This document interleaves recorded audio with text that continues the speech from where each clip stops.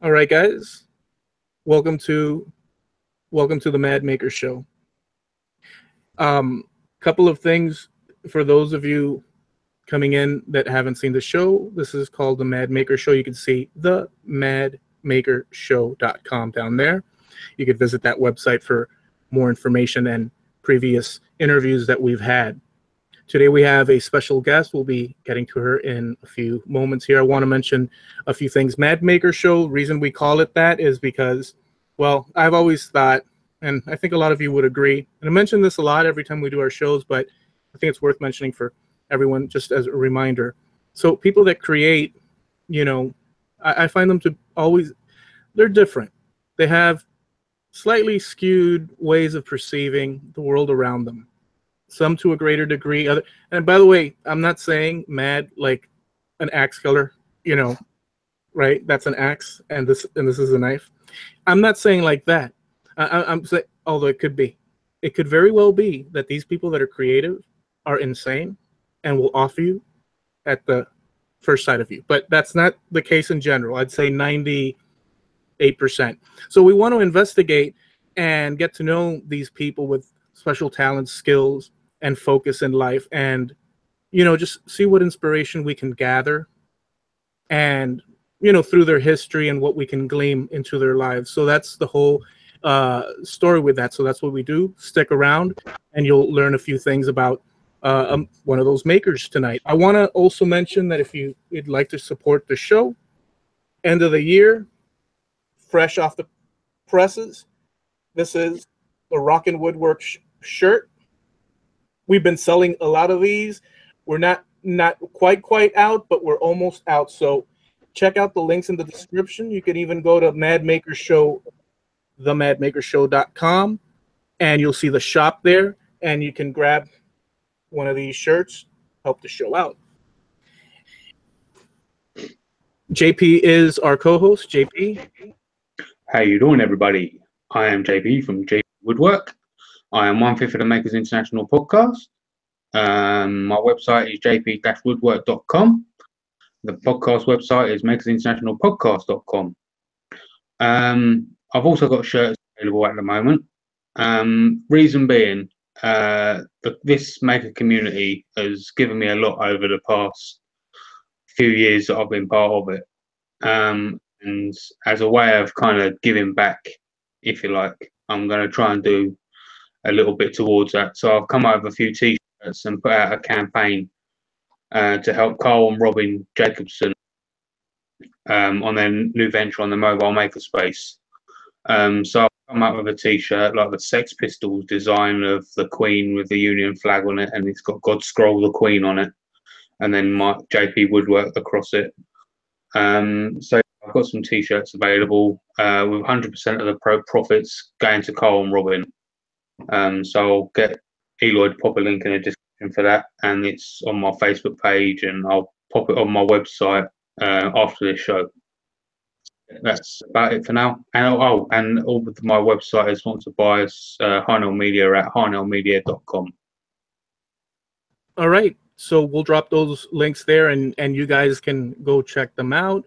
And there's a whole bunch of links in there that you could check out. And also Harnealmedia does our websites. And in fact, they do websites for, for me, JP, Makers International, Chad from Man Crafting. You guys all know him. Javi's Wood Shop as well. We've got David Jones from Portal Woodworks as well. Boy, a bunch of people and some other people coming in, makers coming in. They focus primarily on makers like us, right? With our view, the things that we need, like a shop, place to put photos, links, and all that. So if you don't have a website or you're not happy with the site that you have, you could always check out Harnealmedia. And he's part of the group, right? So he's our buddy, and he's helped me out incredibly. I'm sure JP would agree, So wanted to mention that. Anyways, today we have Make It Soph, and she's visiting us from a faraway land, I think closer to JP than us. And I hope that I will be able to understand both of you. because now I'm I'm one against two here. Soph, thank you so much for joining us today. How you doing? Good, thank you. Thanks for having me on. I've been looking forward to this all week, so thank you very much. Well, it's a pleasure. Could you tell us a little bit, give us a little bit of a background, setting your life? Just give us a rundown so we can place, have a place to start from, so we get a better picture of you. So I'm Welsh, which is a different country to England. It's not in England. That's why we speak a bit different. We've got a lot of sheep. So yeah, all of my family are Welsh. So my family is very much creative people. So my dad was a carpenter. For a bit, he made like stuff for cars, and same with my grandfather. So I was always growing up with stuff going on, and they were very stubborn. So they were always making stuff. They would never get anyone in to do anything. So plumbing, electricity, nothing. They'd have a go at doing everything themselves. So I think that inspired me from like an early age. School, I was a bit of a tomboy, a bit of a weirdo, but I started gaming when I was 11. So that kind of thing. I was very happy in my own company and always a bit different, but art and making stuff has been like a constant thing throughout. In school, I was kind of limited because exam pieces always had to kind of be on canvas. You had to do paintings of fruit and, very restricted into what you could create. And then I did a foundation course in, only a couple of years ago. And basically it's a crash course. They throw everything into just 1 year of stuff. And you can do fashion and textiles, 3D photography, graphic design. They put everything in, and you get to try everything and just see what you kind of want to do. Because when I left school, I didn't really know. I know I wanted to do something in art and making, but what specifically, I wasn't really sure. So I chose to do stop motion animation and 3D design in there. And I got to make maquettes. So that is sculptures of different characters, very much like the early stages in Pixar character design. So making a lot of maquettes and armatures. And then I went on to do that in university then, but I focused more on the model making side of it rather than the animating. I did a bit of animating, didn't really have the patience then. I just wanted to make the props and make the sets and that type of stuff. So yeah, I just kind of focused on that really. But then Make It Soph is only a couple of months old. I think I decided on the name this April because the beginning of this year wasn't the best. I kind of got into a bit of a dark place. I just didn't know what I wanted to do. So Make It Soph happened. I just was drawing a Star Trek design and I was like, make it so, make it Soph. It kind of works.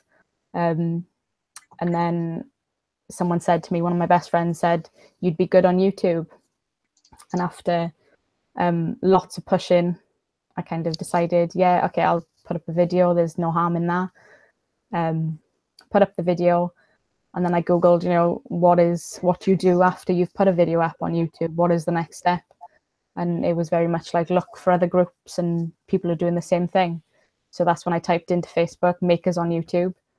And that came up. And then I found a lot of, awesome people on there. And it's just snowballed from there, really. Okay, awesome. So there's a lot there to touch upon. And I guess I usually go sort of Quentin Tarantino style. Yeah. Pulp Fiction style. And I'll go back and forth through timelines. But going back to you growing up and your surroundings, is it rural? Is it populated? What does that look like? Very rural. Like we weren't, it's just me and my sister. So, I'm my mother and father, but we lived quite far away from any towns and cities. It wasn't very busy because we're up in the valleys, as they say, they're like well up in the mountains. But yeah, so I think that that kind of impacted me, because it was very, like, I like painting, I like drawing, I like just going and sitting out on my own and drawing things and just being kind of on my own, but just kind of taking in the scenery of just being around. But yeah, same when we moved, because we moved from another rural area to another one, same sort of place, but just away from towns and city and busyness. The only kind of time that I kind of hit that was when I went to university to study, and that was going into Cardiff, which is the capital city of Wales. And then you've obviously got a lot of buildings and a lot of busyness, and it's just kind of, it was a bit of a stress just being in that surrounding rather than what I was kind of used to. So I've noticed that a lot of people that are creatively inclined, tend to be able to entertain themselves, not get very bored. Like, they can would you say that that's true for you? I mean, it sounds like it is. Like, it's not like you could be alone and completely, it seems like you have places you can go, work on things, like you have these goals already in mind, right? Is that, or is that not fair? Definitely. No, that's definitely true, because I love my sister, but we're quite different. So I didn't really say I got on with people. I do say I love people so much, but I am very much happy in my own company, because I'll just kind of think of an idea and I'll get to work on it, but then I'll think of something else and I'll move on to the other thing, and then all of a sudden, 4 or 5 hours have just passed and I've just lost track of them completely. But yeah, very much I am happy doing my own thing.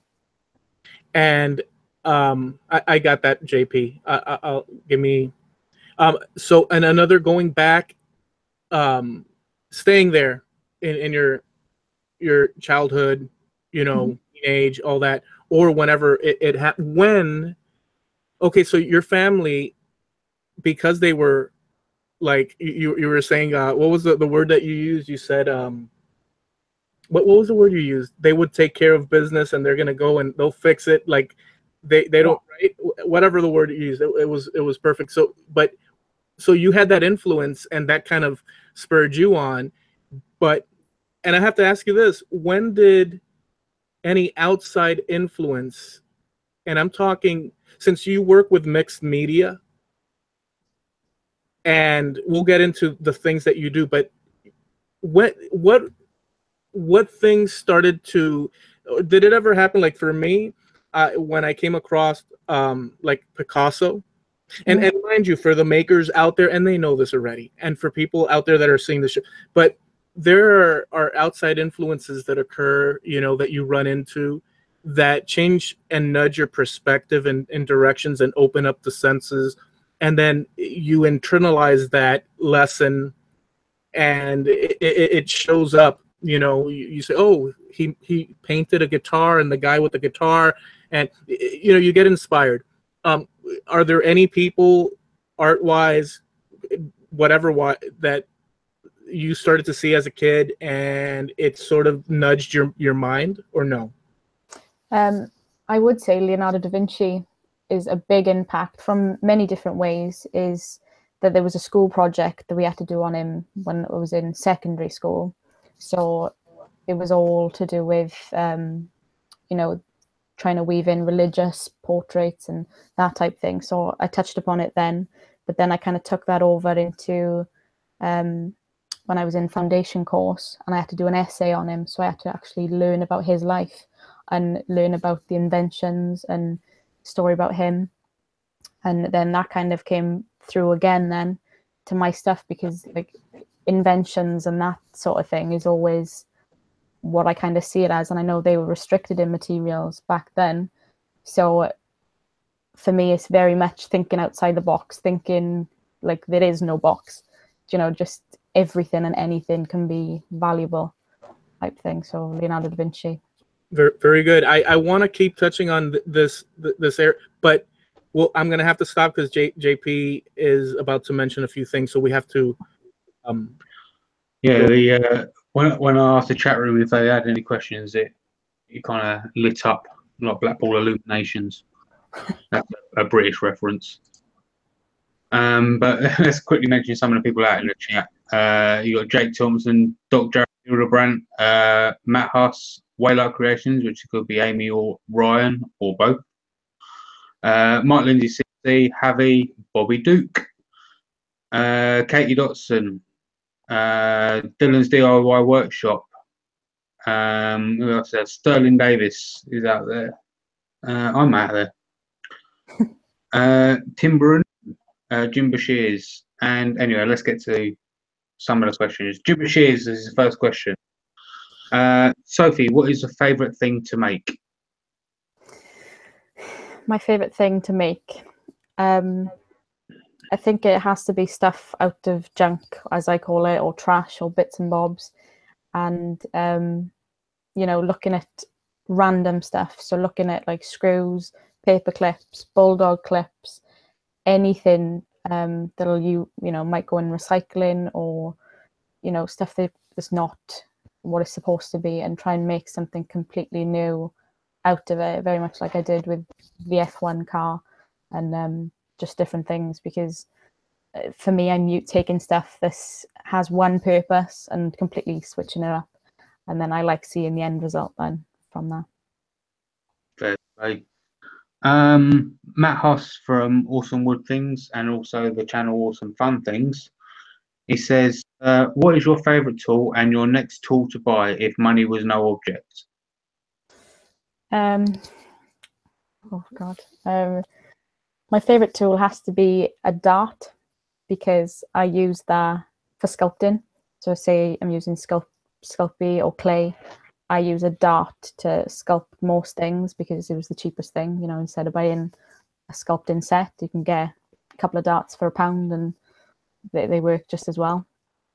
And if we're talking money no object, I'd like to buy a lathe next, because I'm dying to have a go at wood turning, because you know I see some of these awesome projects that like you guys make, and I just really want to have a go.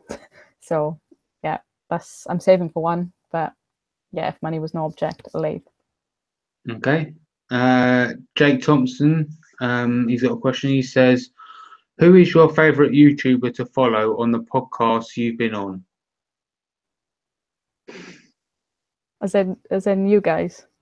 I don't know.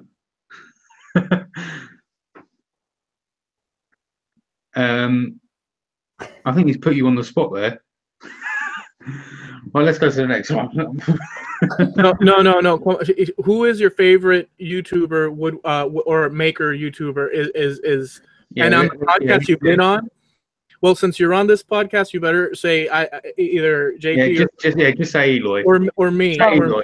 But if it's all of them, I guess. What the heck are you asking, Jake? We're all confused. Let him repeat it and go to the next question, because you know. Let's go to Timbranu. I've read it exactly how it was written down. Let's go to Timbranu. He goes, does it feel difficult as a woman being a maker on YouTube, which is mostly male dominated? Good question. Yes and no, because you know I've had a lot of people commenting recently saying, you know, it's great to see women, ladies doing what you do and in this community, and you know that is so important to me, and I feel complimented that people are seeing me as an inspiration and you know someone to look up to. So yes and no. I hope like I can be part of breaking down that barrier and kind of equaling it up a little bit. I want to say something about that. That's such. I don't personally. I don't.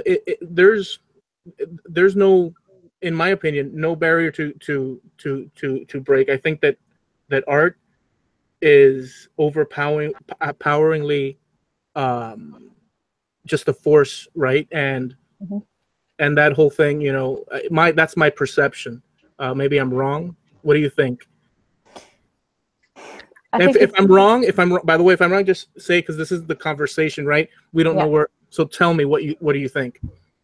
It could be different in different places, but I kind of felt when I was in university, it was very much pushed for me, not so much in university, in school then. So I kind of had to paint or make dresses. Do you know what I mean? That was kind of the kind of corner I was kind of pushed into a little bit. Right. But then when I went into foundation, it was very much like, no, girls can use power tools, women can, you know, use lathes. And, you know, as I found this community, I found there are women doing it.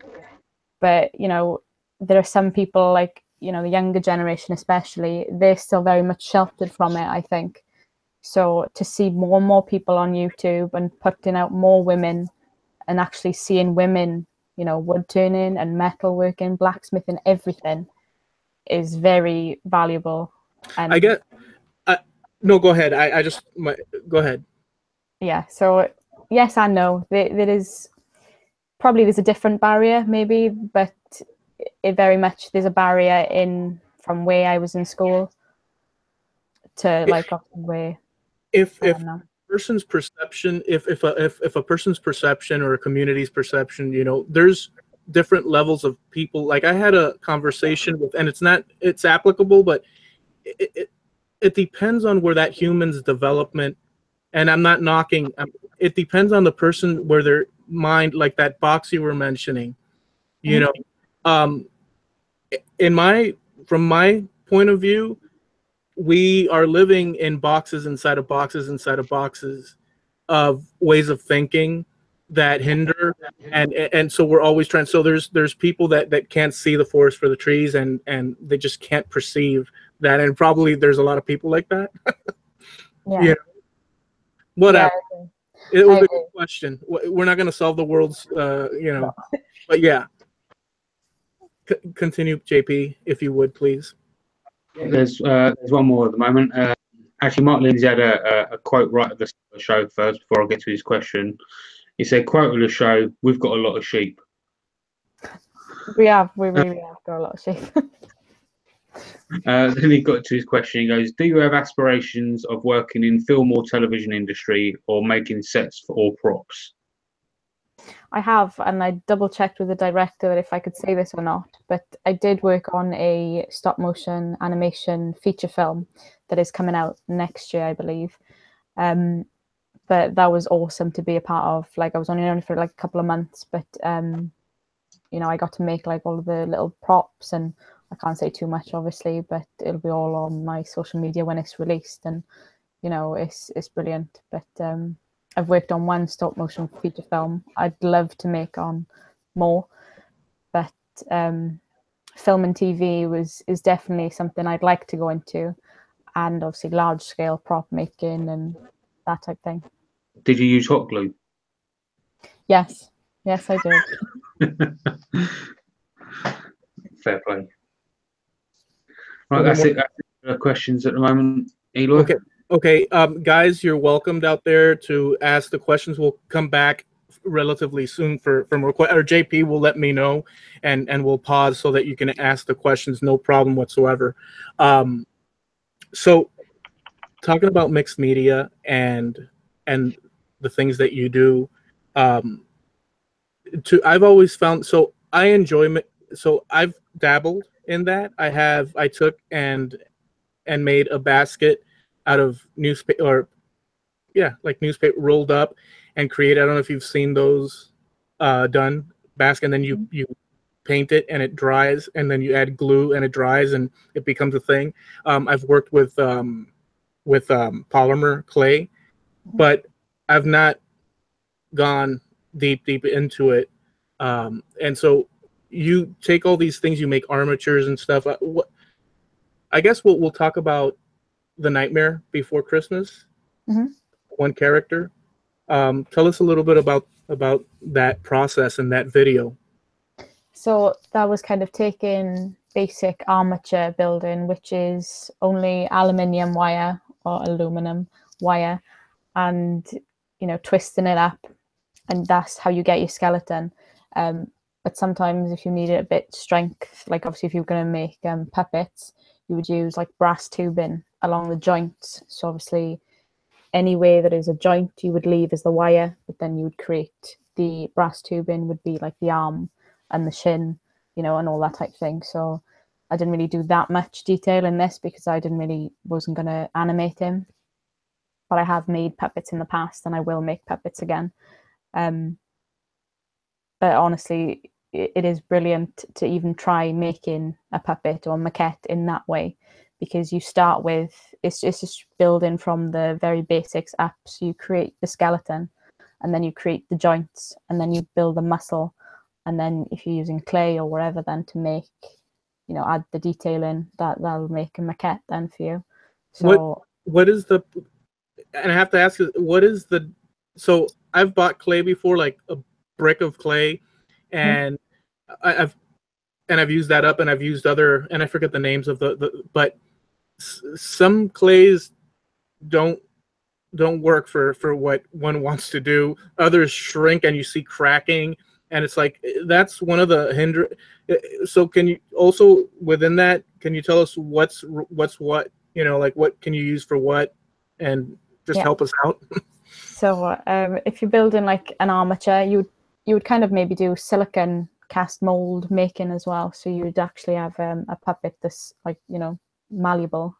The maquettes, which I've done a lot more of then, so I can kind of offer a bit of advice on that more. What I tend to use is Sculpey Beige, which is a bit more softer, and it's easier to use. And then you use Sculpey Grey, and if you get half and half and mix the both together, you create a good kind of consistency of stuff to make. So what you do is, if you build in like a maquette, you'd start with the wire frame, pad it out with like foil, because Sculpey needs to be baked, so obviously you don't need, and you can't put anything in this that's going to melt. Pad it out with foil, cover it in Sculpey, do all the details and as much as you want. You can put that in the oven then, but then Sculpey, when you take it out, it becomes a bit brittle, but if you take care of it, sand it gently, and then give it a couple of coats of primer. You know, I've got a couple of sculpts up in my workshop that have been there for 3 or 4 years now, and they've fallen on the floor and still been perfect when I pick them up. So it's Sculpey, all Sculpey, you need to put it in the oven? Yeah, majority, yeah, Sculpey. Because I bought the air dry stuff, and the air dry stuff does shrink, and you might get a crack, but the Sculpey stuff won't. No. So I was avoiding putting stuff in the oven because I don't know. You can put it in your own oven, and it's not like toxic and stuff. And no, not so much. No. If you have got a separate oven, then definitely use that one rather than the one you cook food in. But you know, I've been using it for the best part of 5-6 years now, and I'm still okay. Questionable, I'm still all right, but yeah. But wait a second. Hold on though. That's not very, the confidence level is dropping here. I'm still okay, but maybe not. It's not toxic. Like it can be done. No, yeah, it's not toxic. You just double check the label, but you know, yeah, no, it's never been toxic on the one I've used.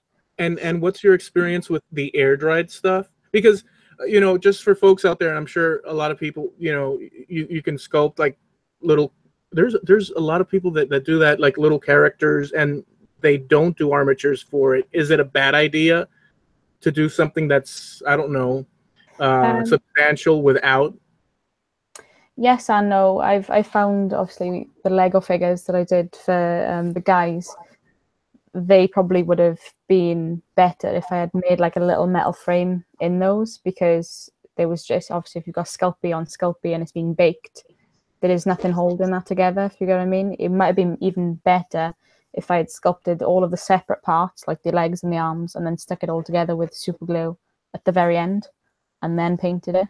But it is all trial and error, to be honest. But air drying clay, I sculpted a Porsche, so a Porsche 356 Speedster, and I did a rough foam base, and then put air drying clay over it. You obviously got to keep it wet because it goes off pretty quick.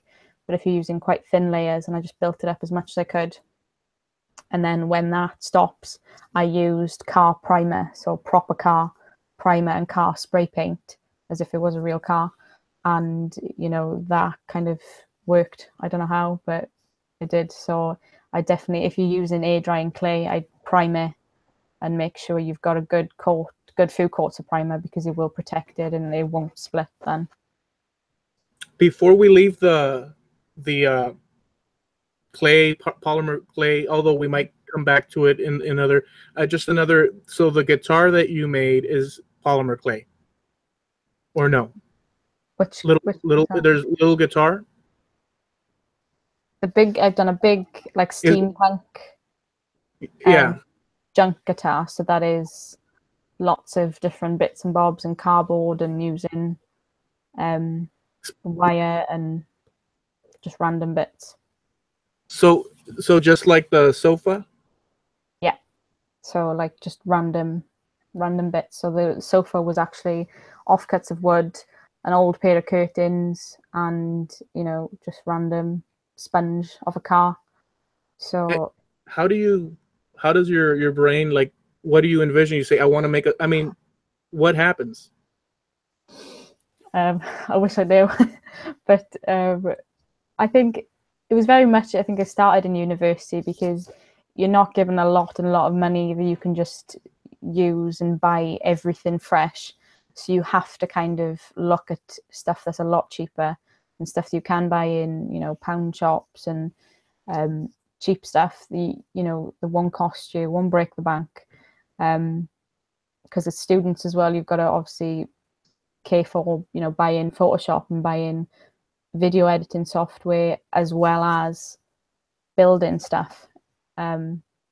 So that was very much, being a bit cost efficient, or whatever you want to call it, but looking at going into a dollar shop, you would call it, and all, you know, and just picking up everything and say, this will come in handy somewhere down the line. And then my workshop is always messy because it's just full of stuff that's just random. So do you sell your pieces? I hope to in the future. That is the next kind of step. But I've just been kind of enjoying, just like, I had a bunch of ideas in the beginning that I wanted to start on YouTube, and I want to do like different sort of things. So I want to do kind of touch upon what I did in university, so the stop motion animation, to do that. So it's kind of a bit of everything. But I hope I can sell my stuff in the next year. You got a $2 donation from David Jones from Portal Woodworks. Oh, thank you very much. For a lathe. Oh, that's really kind. So do you guys, and JP can also answer, but can you guys do Etsy over there as well? Yeah. Yeah, we do Etsy over here. Yeah. I've never personally looked into doing it. No. Have you looked into Etsy? I'm just curious. I have. I'd like to pick someone's brain about it, really, if anybody's got like a successful Etsy store, because I'm trying to put my stuff out there. But what I've done is doing a couple of prints then. So my drawings and my design work, I've kind of put them as cards, and I was going to initially put them up on Etsy to kind of see how they did, and because you've got to pay for every product you put up on Etsy, I believe, or something like that. I don't know about you guys over there. I don't know if it's the same, but it's 20 cents to post or list an item, and that 20 cent. Let's say you, I don't know, the love seat or couch, you know, the chair, the armrest chair. Mm-hmm. Let's say you post that, it's 20 cent to list it, and they let you have like 8 photos now, different angles and all that good stuff, and it'll take you can have it up there for 4 months until you have to relist it for 20 cents again if you don't sell it in that time. If you sell it before the 4 months, they grab that 20 cent. You only get charged once your 4 months is up, or if you sell it. Once you sell it, that's when they extract the 20 cent plus a fee. You're going to have to look into that. And then there's the whole shipping situation. Yeah. But the reason I asked you that is because I enjoy, because you have like a pendant as well, kind of Lord of the Rings, gothic-y. I don't know if is that gothic-y. To me, it's Lord of the Rings gothic-y. Like a elven. It looks elvish to me. Is that like Game of Thrones? Oh, is it Game of Thrones? Okay. Game of Thrones Targaryen pin thing, yeah. So, it's a pin. Okay, so I've seen a lot of that stuff on Etsy and a lot of miniatures. Yeah. Replicas, and people that do, like, there's Rebecca the Groot that does earrings with polymer. She'll turn on the lathe, but she also does, earrings with the lathe and whatnot and all. I've seen a lot of these items there, and miniatures and mixed media on there too. A lot of folks might not be, focused on they're thinking chairs, tables, and this and that, but there's a whole world of different disciplines, and there's a lot of people out there that post them on Etsy. So you've seen it. Definitely. Yeah, I'll look into it, because that'll be the ideal situation if I can make something, maybe film the process of, and then if I can put it up on Etsy and someone likes it enough to buy it, then it's brilliant. Yeah, I think it's an awesome, like, I enjoy that too. I just haven't gotten around to it. But I enjoy many different styles of art, from actual painting to, it's a nice thing to explore all these things. Any questions out there, JP? Yes, mate. Yeah. Okay. We've got another question from Jacobson. Normal question from Jacobson this time. He actually said, "You put a lot of content out. How do you manage your time?" Not well. I've been told I'm really bad at timekeeping, because when I decided somewhere along the line that I wanted to Make It Monday, which is put in a video up every Monday, no matter what. Obviously, there's not going to be for the Christmas break. But I found myself a couple of times, I got to the Sunday and I was like, I haven't done anything yet. But yeah, it's just getting into a routine. And I think it was only when I decided to do the 12 days of Christmas craft that I had to do 12 videos all in one go. And that kind of pushed me, and I had to be prepared then, because that is 12 consecutive uploads every single day. That helped me a lot, because I kind of worked out how to schedule uploads, because I didn't know how to do that before. So yeah, I'm working on it, Jake. I'm working on it. Okay, and Bearatics Woodshop said, Sophie, have you considered making fandom projects? If what one or three fandom is your favourite, what would you make? One fandom, or can I just go nuts? He said what if what one or three in brackets fandom is your favourite, what would you make?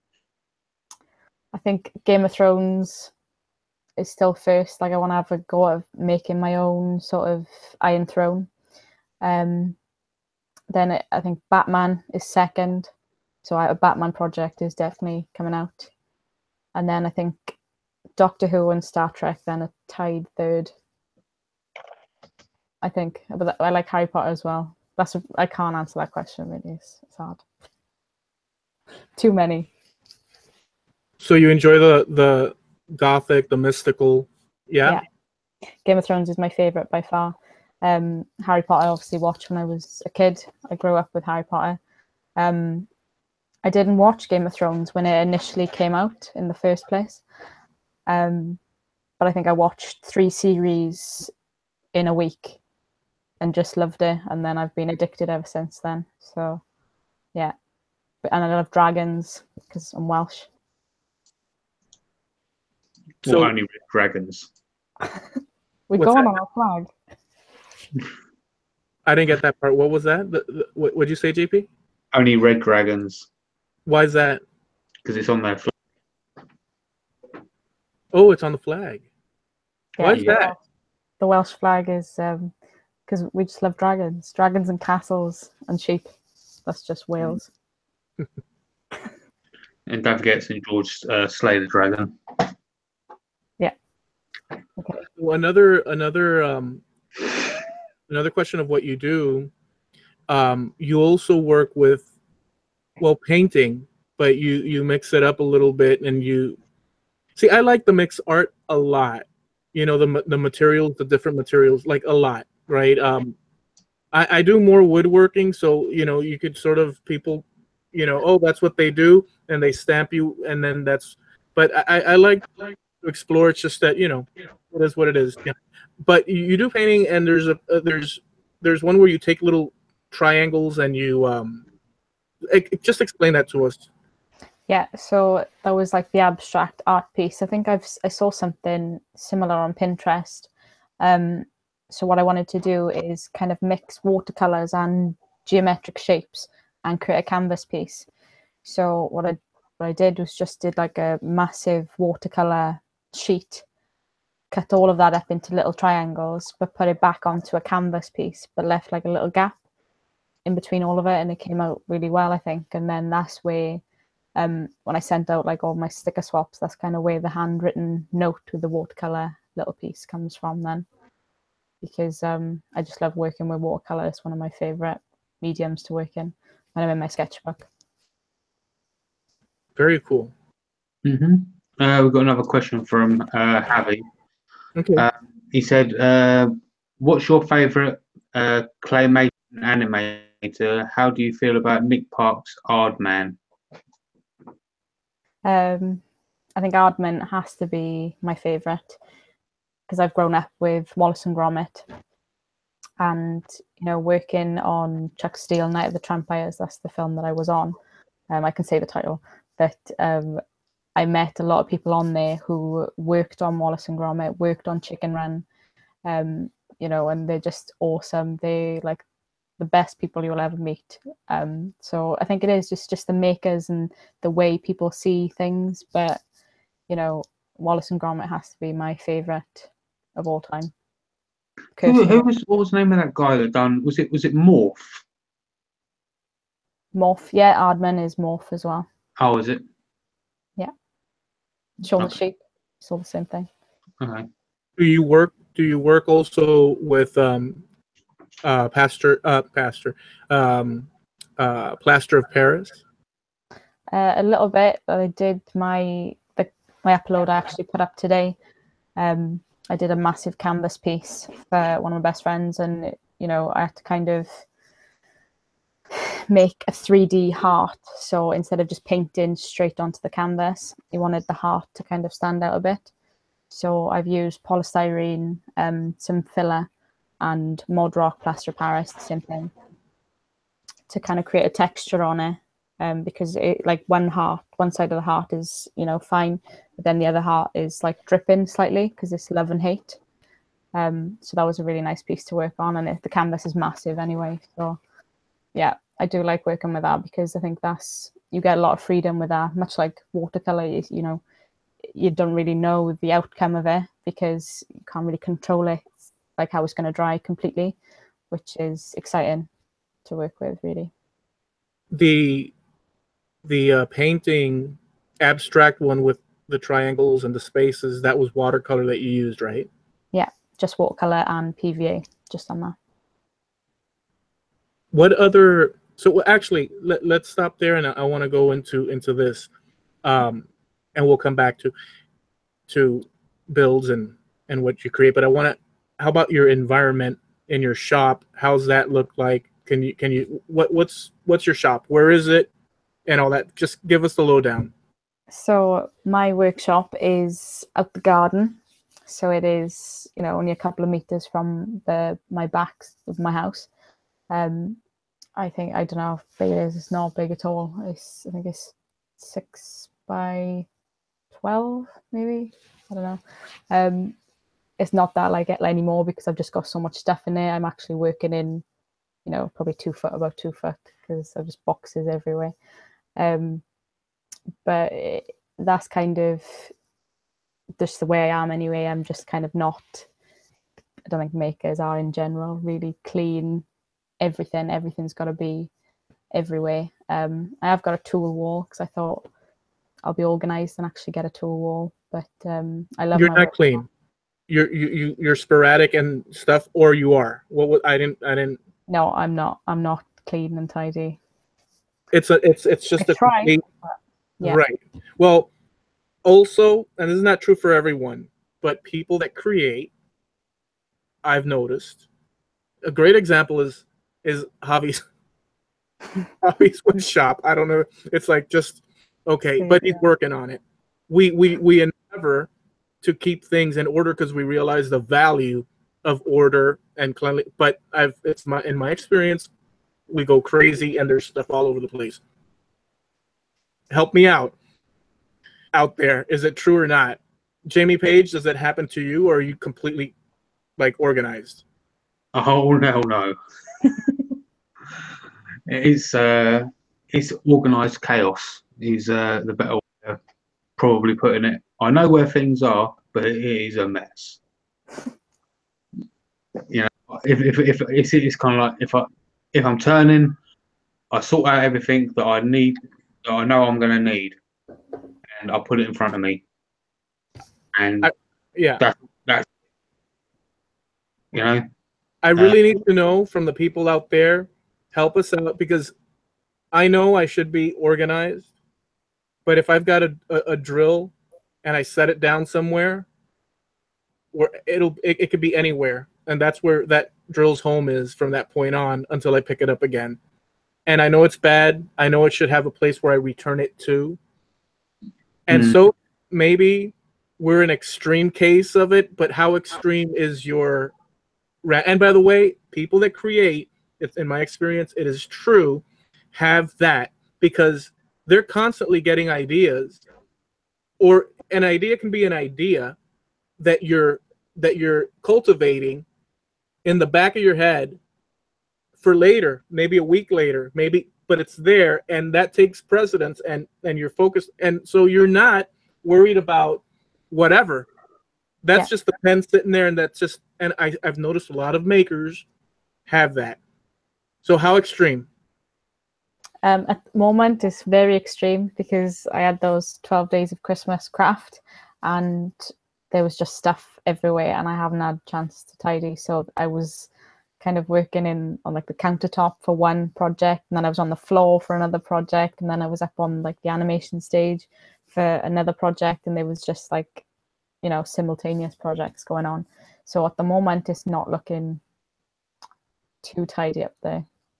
Okay, well, we appreciate that. See, that's what it's all about. We have to put on the table honesty. We have to say, hey, I'm a mess, and it's good.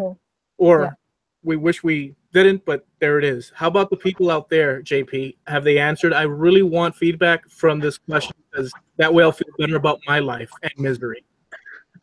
He's put live for the chaos, die for the chaos. I think Javi's kind of like the junk master. He's got a bit of everything and a bit of everywhere. So I think they're staying quiet. I don't think they want to tell. We need Thumb says, wish I could show the mess. Sterling, I'm going to give you a guess. What do you think Doc said without looking? Oh, I looked already. Clean up, pick up the broom, the Legion of Broom. I really need to know that, and it's important because I just want to gauge the major junk shifters. I can't even work in the garage anymore without a major junk shift. Hobbies, I am beyond extreme, and I thrive in it. Oh yeah, be happy, woodworking and honeybees. The way she uses any medium to make things works for all ages and levels of ability. I don't know where that, I guess that's prior. Okay. So guys, give us that feedback, because I want to know that. All right, I'm back here, JP. Sorry, I went off on a tangent there. We've got a couple of questions anyway. Oh, okay, we'll do that. We've got one from Mr. Jacobson. Okay. He wants to know if Sophie's ever worked with Milliput.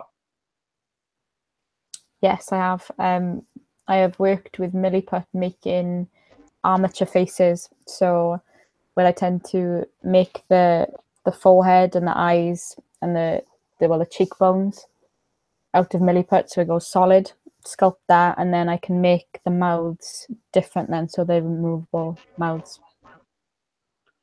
Well, there you go.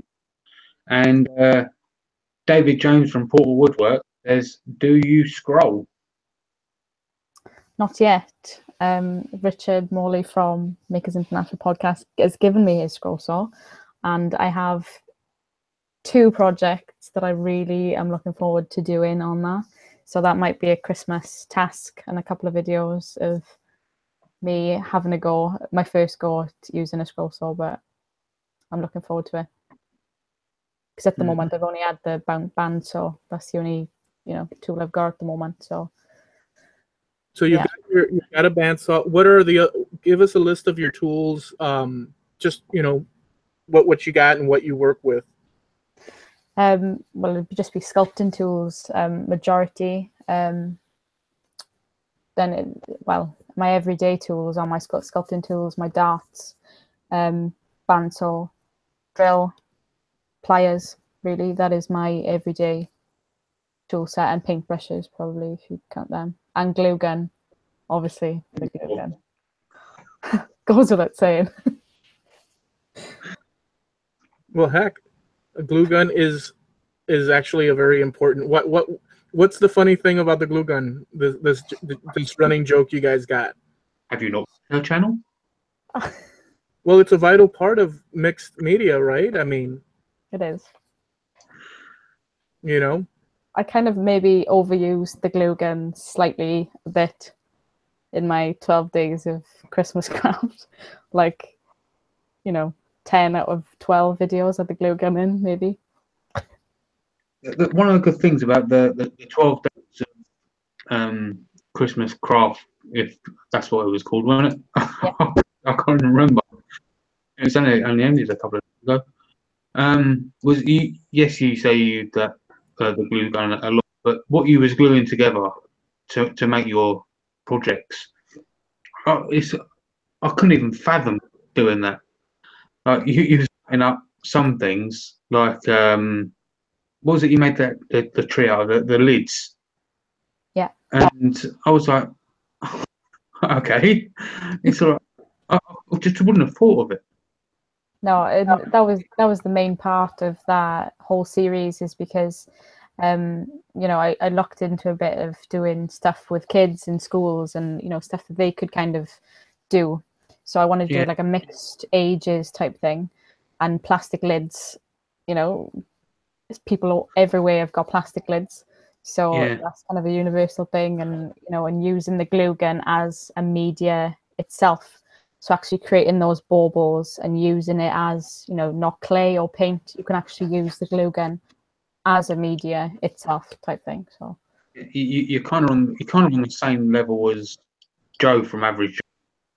When he put the nail in for the coasters, it's sort of like, how the hell does your mind work? When you wake up in the morning and think plastic things and that goes together there, and madness. It comes up looking incredible. Yeah, I don't only go and see woodworking videos. I know, sorry, it's a sin. Forgive me. I also go and check out, just a variety of artistic, disciplines, from painting to, Caged Creations has a new channel, and he's woodworking, but he created a new channel. I wish I could remember the name of but that's Caged Creations. He created a channel where he does like pouring.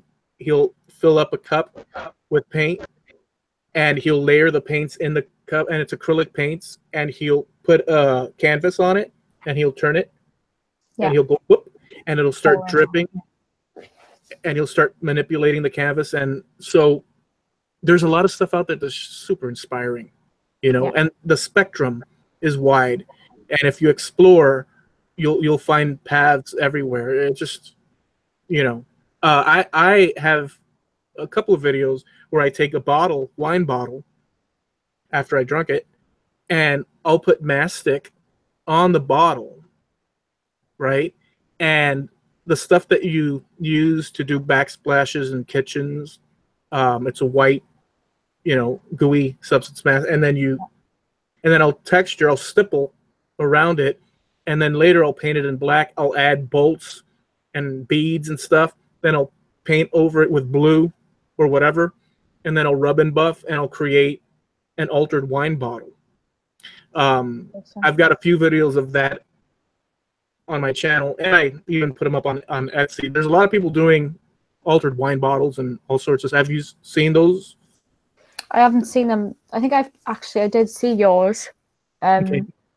But yeah, I just love everything to do with that, because again, it's taking something as it is and completely giving it a new spin, like a new lease of life. And that is, you know, what I'm trying to get across on my channel really is, you know, you don't have to spend loads and loads of money to get materials and different things. You can actually look at stuff, you know, and material like mastic, like stuff you wouldn't think, and the glue gun and beads and stuff that you don't have to spend so much money on, and still make something beautiful out of it. It's just, that's important, I think. It's funny because when you use it, and you have to go around the bathroom or whatever, so there's always that little bit at the bottom of the tube. It's sort of like, oh, go and grab a bottle. Yeah. Yeah. So how many people, if there's any other questions, feel free to interrupt JP. I'll quickly run through the chat if you like. Okay. We've got Be Happy Woodworking's over there, Javi's over there, Matt Huss is over there, Tom Spillane, Bear Asset Woodworking, Cole Jacobson, Dotson, you're over there, Eloy. Robin Jacobson, Welllight Creations, Snow Crusher. It's over there, and he's very, very angry. The Legion of Broom is angry because of all the dirty shops. David Jones is over there. Jake Thompson's over there. Jim Bashirs is over there. Marsh Wildman from Wildman Tech. Have I said happy? Well, I have now. Mark Lindsay CNC's over there. Chris Coote's over there. Michael Markrew. I've just butchered that name. I know I have, so I apologise for that. And Herb Lichtenberg as well. Right on. By the way, if all you cats that check out the show every week on Tuesdays, 8 p.m. Eastern and 7 p.m. If you guys have not heard of Herb Lichtenberg, you should, when you see his name, click on the 3 dots. He's a great friend. Click on the 3 dots if you want, right? It's a suggestion. You don't have to do it. I'm not like pointing a gun, right? Oops, I shouldn't say that because the Googles are listening. It's a joke within the realm of acceptable jokes, I would assume. Well, click the 3 dots under Herb Lichtenberg, and it'll drop down and go to channel and subscribe to the dude. Real nice fellow, right?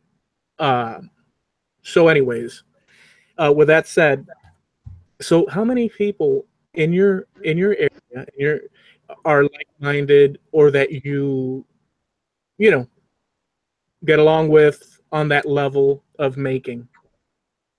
In my direct area, Yes. not many. Not many. No, it's just kind of me, because I live in like a village in the valleys. Is away from everything else. No, there is not many people around. That's why I was so thankful to find everyone online and the makers community here, because I've kind of landed in the middle where I don't technically do, well, everyone does something a little bit different, but I think I can find so much inspiration from everyone and learn so much from everyone in the community. And I think that is so important anyway, because obviously I think it works in a circle. If I get inspired by, you know, someone out there, then they'll be inspired by something that I do, and, you know, vice versa.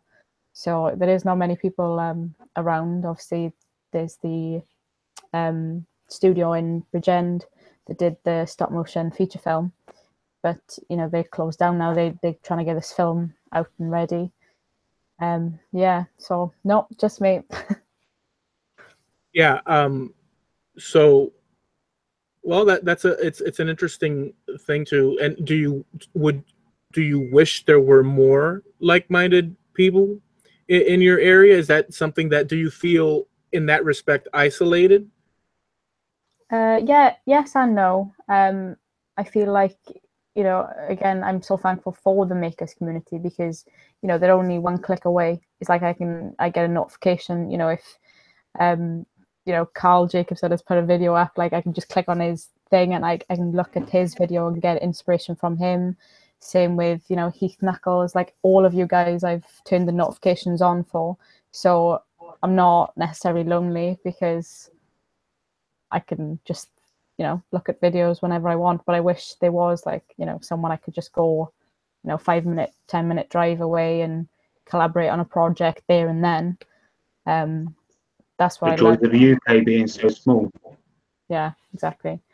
But Wales is a bit far away from everything else. That's why I like so much about, you know, what Carl and Robin are trying to do with the mobile maker space as well, because that's inspiring in itself. And I just, yeah, I think they're brilliant.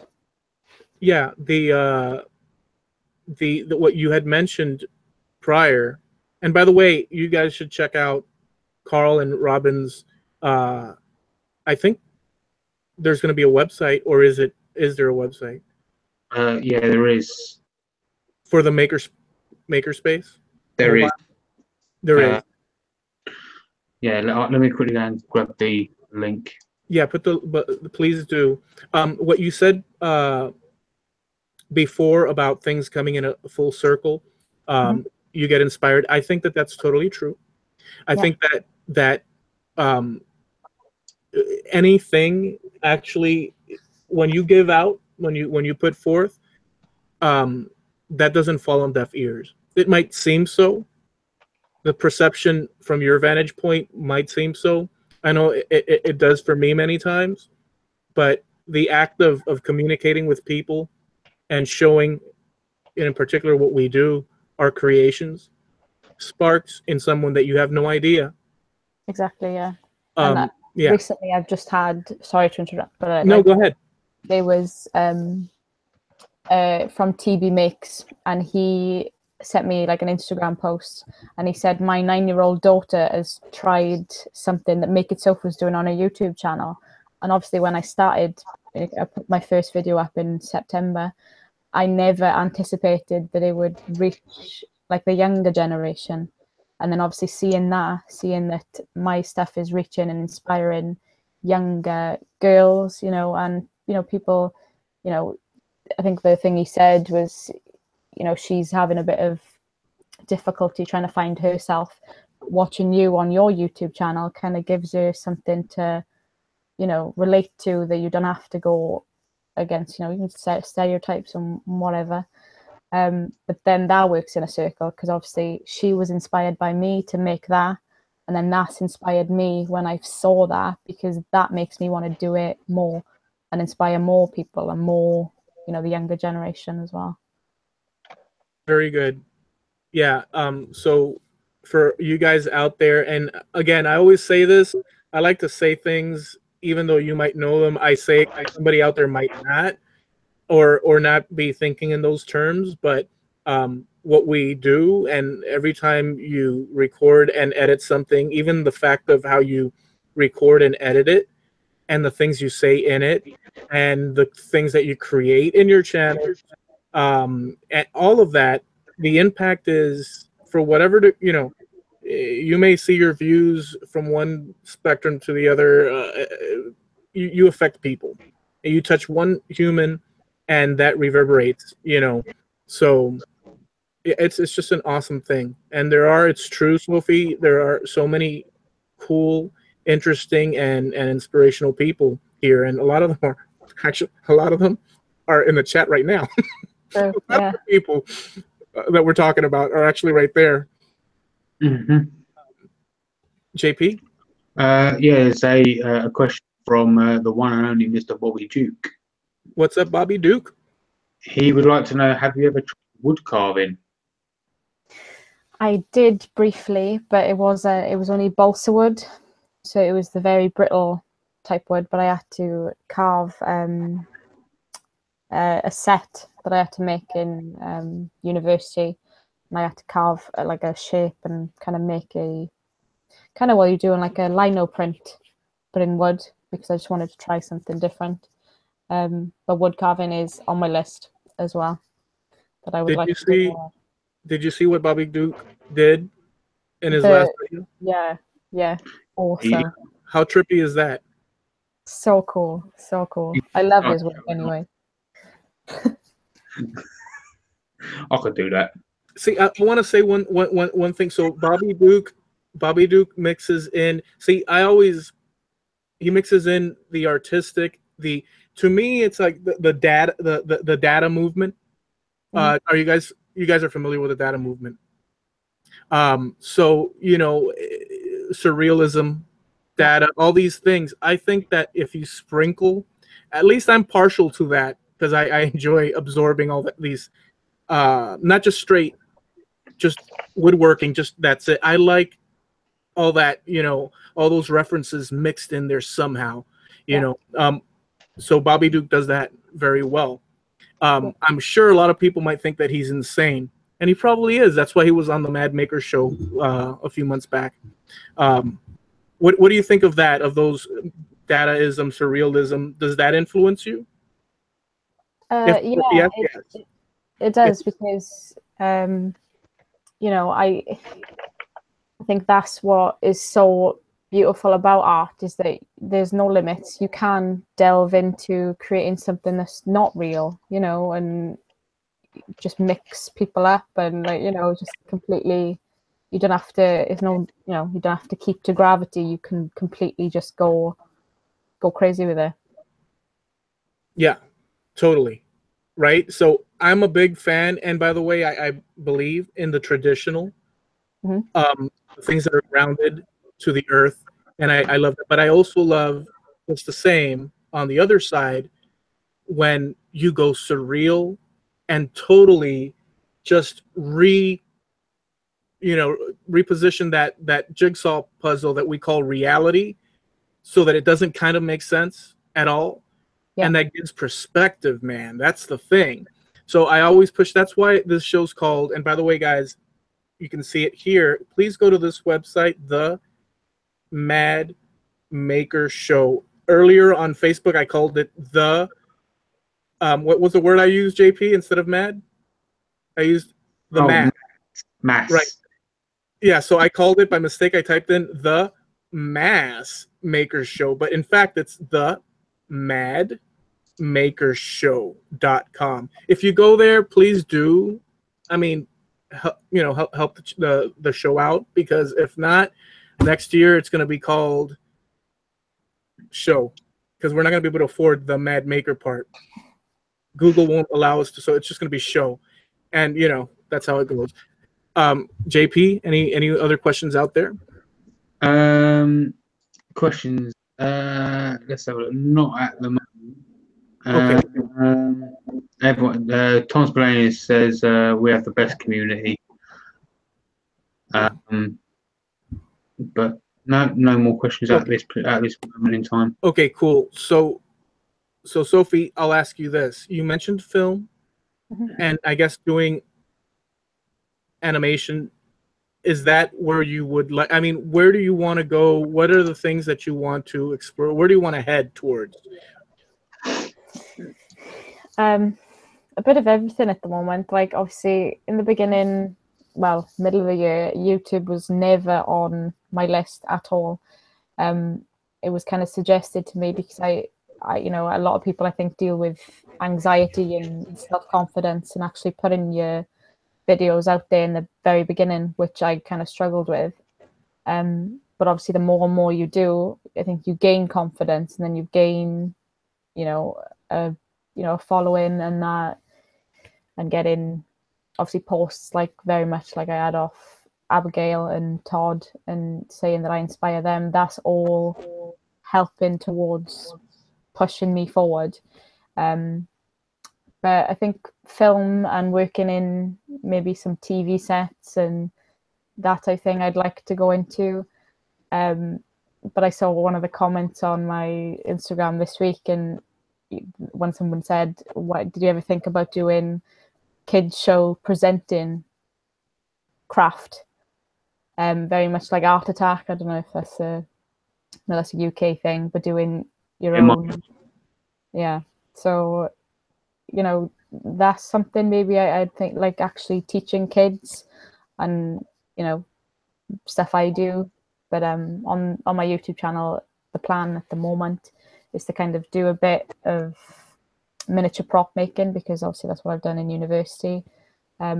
Put some of my paintings out as well, so maybe I can sell them on Etsy, or just kind of do that. But just a bit of everything. There is I don't see it as limitations and restrictions at the moment. I just want to try a bit of everything. Right on. Okay, yeah, I totally agree. Try everything. Explore, and it sort of sets your course, and then it branches out, and you see where you go. But is there though it's the film, right? Is there any other avenue that you think, like YouTube? How far do you want to? Is there anything you want to do? You build. You have your opening segment where you talk. Have you thought of mixing it up? And I'm just asking, not that you should do it. I'm just exploring, like sort of seeing what you think. Changing up that or exploring another. How crazy do you want to get with it, or do you want to keep that theme? No, not necessarily. Don't want to keep the theme. It's I've been talking to like a few people about doing like a channel trailer. I know there's pros and cons of maybe putting a channel trailer and stuff like that. But I actually want to do one for the new year, and kind of do a bit of a twist, be a bit quirky, be a bit funny. I don't really see it as a serious thing. Like, YouTube is very much something I never planned for, so I'm kind of new to it. So I'm kind of just taking it as it comes. I don't really know the whole thing about it, to be honest. I'm learning it as I go. Because I think, my first video went up in September, so it's only been a couple of months. So over Christmas, I think this is the only break I've had since starting to kind of regroup, plan a bit of attack, and then come back in January with just something fresh then, and just keep going. Yeah, I see. I'll just say this, for the sake of everybody listening and yourself. The way I see this whole thing is because before the internet, and now that we can actually communicate quickly, and information is even quicker than, say, 5 years ago or 10 years ago. Now that we have this pretty quick, call and response, type, we have all this documented, and I really see this community of people as, I'll be frank, and it's going to sound crazy or mad. Yeah, mad. But I'm also a musician. I've been doing that forever and a day. So back in the 60s, not my actual timeline, but I kind of like the 60s, 50s, 60s music, 70s, 80s, retro, we call retro now. Love that. And all these people in these rock and roll bands, you had people, well, I don't know, from the Beatles to the Kinks in the 60s, throughout the 70s. So all these bands, and they would have articles, and they would have Q&As, and they would tell their stories, and their stories would be repeated again and again. And in different ways, they'd say something different. Like Paul McCartney would be interviewed, and in another interview, he'd say something slightly different, and people they were building their world, and their world wasn't just, say, John Lennon. It was John Lennon met Frank Zappa, and then Frank Zappa has a story of John Lennon. Well, you may think that people would think that we're not on that level, and of course we're not musicians, but I see us, all of us, your JPs, your Soph, well, you have out there all these people as the equivalent. I mean, we have our brands, our logos, we have our channels with information, and although we don't do music, but we have a world that we're creating, and we're all linked together. And I see that years from now, people will go back, and say, oh, why, look, Soph had an interview. Let's go back and check this interview. Oh, well, wait a second, but JP was hosting that. Oh, wait a second, JP's connected to Carl. Oh, my goodness, and look at this guy. And then you have, Javi's Wood Shop, and you have Harnealmedia. And so we're creating our stories, and goodwill and all that. So that's how I see it. And I know it sounds stupid crazy, bat crazy, but that's how I see it. What do you think about that? No, I completely agree. I don't think it's crazy at all, because I think I was talking a bit with Joe from Average Joe's Joinery a couple of days ago, and I said, finding the makers community, not only do people get inspiration and ideas from each other and help each other out, it is a massive support network. It is a massive family. And I think that's important as well, because anybody needs helping out, and whether it's your life or your YouTube channel or just help in general, you can put one word out onto the page, and then all of a sudden there's 10 people commenting back, straight away. And I think that's just really just brilliant to be a part of, and to even see it, because obviously I'm quite new. I've only been a part of it for a couple of months, but to actually put my work up in the beginning and just see 10, 15 people comment straight away, it was just like, I was amazed, to be honest. So yeah, brilliant community. Well, awesome. JP, anything else from the chat? With Javi just come up with a question for Sophie, and he's kind of reversed the roles, if you like. Okay. It is a question for Sophie. He says, Sophie, do you have a question for the chat room?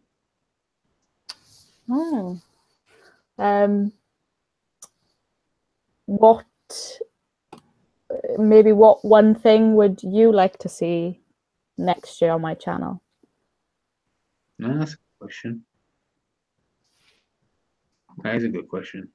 Well, we'll wait to see what they say, right? Yeah. Yeah. And in the meantime, I want to give credit whilst credit is due to Alex from Outback Shack. He actually, while we was in the process of getting Sophie to 500 subscribers, when Sophie reached that target, Alex came up with a hashtag, which was 1,000 by Christmas. Now, Sophie's on her way there, but she's not actually there yet. And obviously, we've got 5 days to Christmas. So we're going to try and get her to 1,000 subscribers by Christmas. As a request, not an order. I'm not going to have to put a shooter to your face. Sorry for putting that on your channel. But if you can share Sophie's channel about as much as you can, and subscribe and all that good stuff, and see if we can get Sophie to 1,000 subscribers before Christmas. That'd be awesome. Yeah, much appreciated, guys. Did the chat answer the question? What they'd like? Just going to go over and have a look now. Okay. Said welding. Cole Jacobson's turning. David said enter the bandsaw box challenge. Javi said CNC.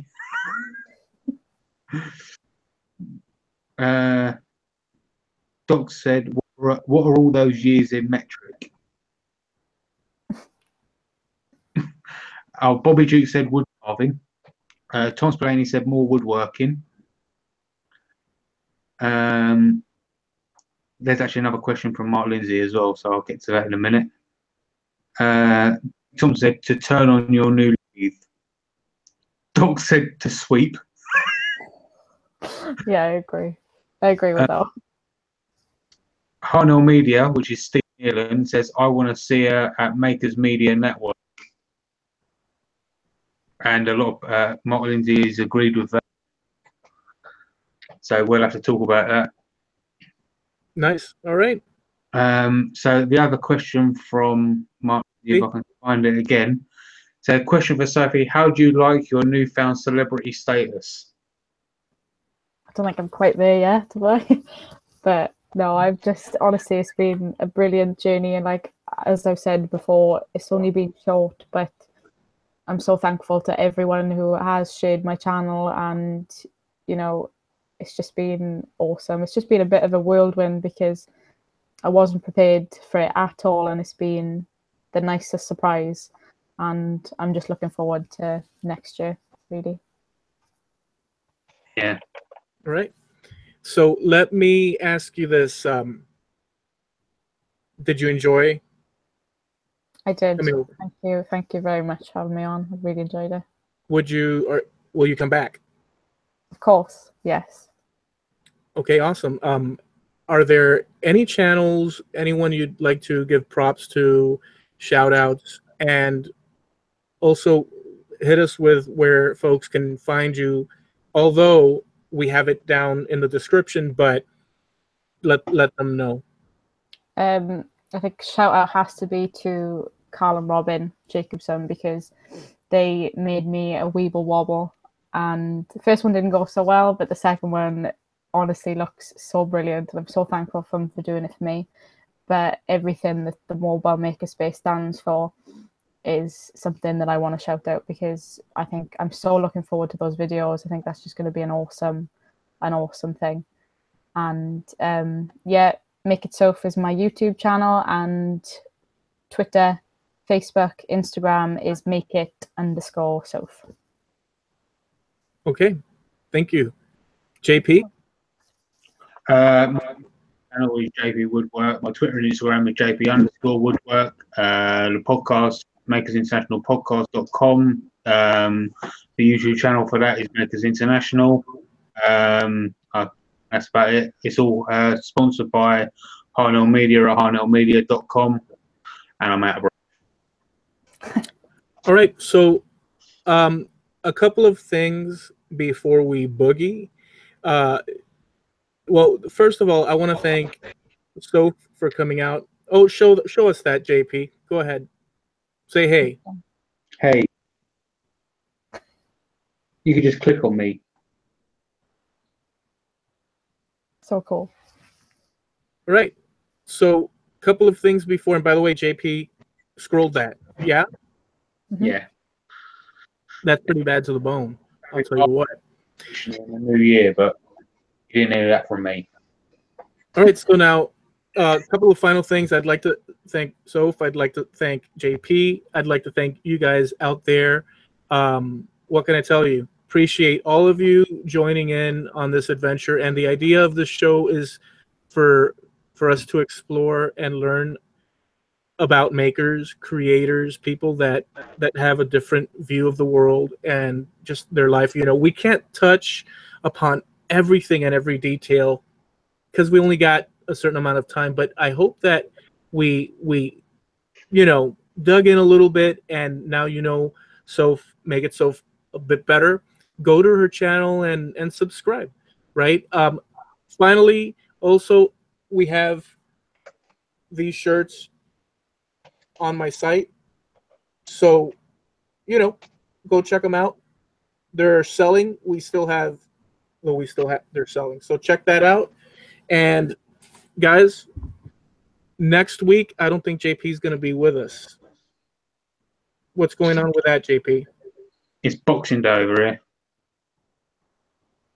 So we stay tuned because we might do a group sort of topic oriented end of the year thing where we can invite a couple of makers in or a few makers in and have that. So we don't know, but after that show next week, we're going to wait till the end of the year till JP gets back. So thank you guys for coming out. Enjoy the rest of the week. We're out of here. Thanks, Take it guys. easy. Merry Christmas.